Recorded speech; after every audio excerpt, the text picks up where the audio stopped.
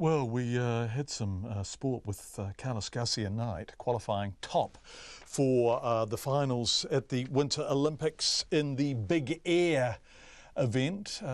More imminently, T20 tonight. Another chapter is added to cricket's trans-Tasman rivalry tonight when New Zealand face Australia in the final of the T20 Tri-Series tournament at Eden Park in Auckland. Final is a somewhat generous description of this game because both England and New Zealand only won one game. Australia have gone through unbeaten. The game is a rematch of last Friday's clash at the same venue, where an eye-popping 488 runs were scored and the Aussies pulled off a world record chase to send Black Caps fans away both entertained and possibly disappointed. RNZ sports reporter Clay Wilson is at Eden Park and we've got him. Clay, are you there?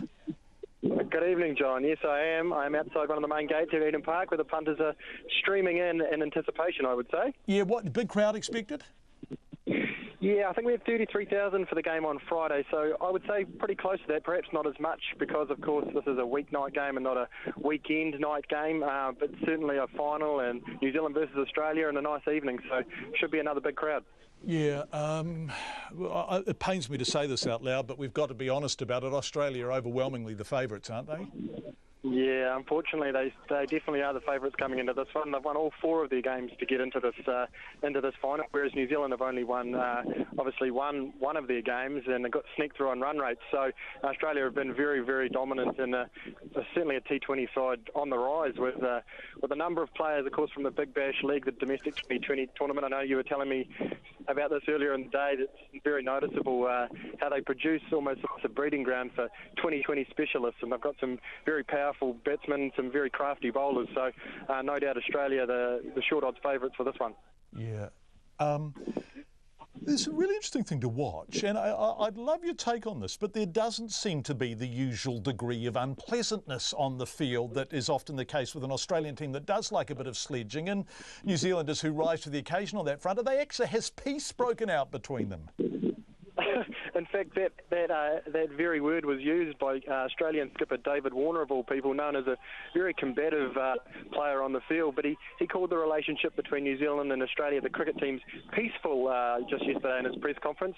Kane Williamson, of course, is known as a nice person anyway, but he echoed those sentiments.